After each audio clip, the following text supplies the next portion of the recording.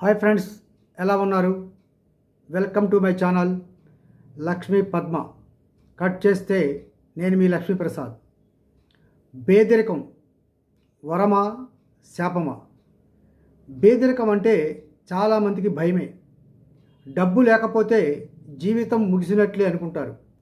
నిజంగా ఆలోచిస్తే పేదరికం మనిషికి జీవితం నేర్పించే ఉచిత కోర్సు. ధనవంతుడికి డబ్బు ఉంది, కానీ మనశ్శాంతి మాత్రం ఈఎంఐలో కూడా దొరకదు. పేదవాడికి ఉన్నది పేదరికం, కానీ తిన్నది మంచిగా అరిగి సుఖంగా నిద్రపోతాడు. ధనికుడికి డబ్బు ఉంటుంది, కానీ టైం ఉండదు. పేదవాడికి టైం ఉంటుంది, కానీ డబ్బు ఉండదు.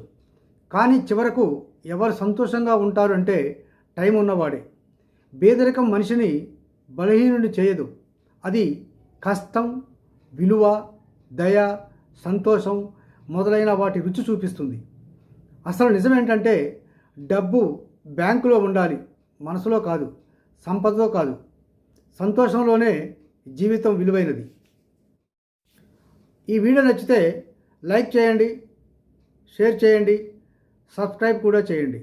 మీ సలహాలు, సూచనలు కామెంట్ బాక్స్లో మాకు తెలియజేయండి. సర్వే జన సుఖినో భవంతు. అందరూ బాగుండాలి, అందులో మనం ఉండాలి.